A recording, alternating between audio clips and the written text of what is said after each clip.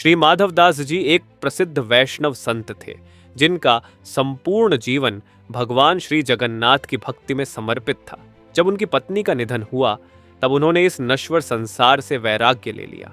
सांसारिक बंधनों को त्याग वे प्रभु की शरण में चले गए और सीधे जगन्नाथपुरी की ओर प्रस्थान कर गए। पुरी पहुंचकर वे समुद्र तट के एकांत कोने में बैठ गए और गहरी ध्यानस्थ अवस्था में लीन हो गए। न उन्हें अन्न जल की चिंता रही, न तन की सुध।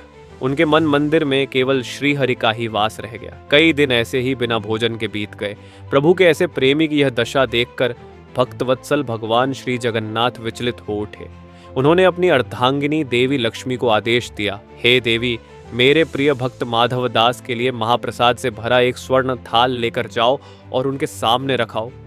आज्ञा शिरोधार्य कर लक्ष्मी जी ने स्वादिष्ट पकवानों से सजा एक सुंदर स्वर्ण थाल तैयार किया और मौन भाव से ध्यान मग्न माधवदास जी के पास जाकर रख आई।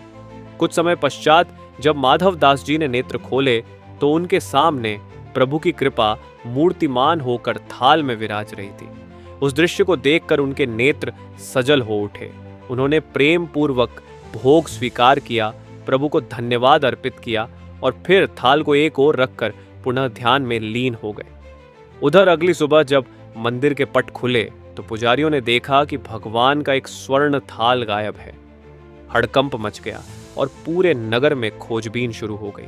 अंततः वह थाल माधवदास जी के पास पाया गया।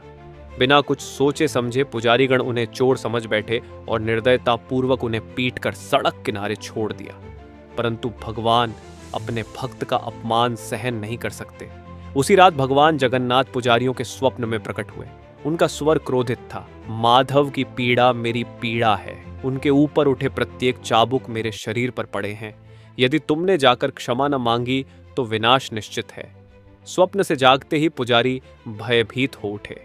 वे भागे भागे माधवदास जी के पास पहुंचे, उनके चरणों में गिर पड़े और क्षमा याचना की। माधवदास जी, जिनका हृदय नवनीत सा कोमल था, उन्होंने उन्हें तत्काल क्षमा कर दिया और प्रेम पूर्वक आशीर्वाद भी दिया।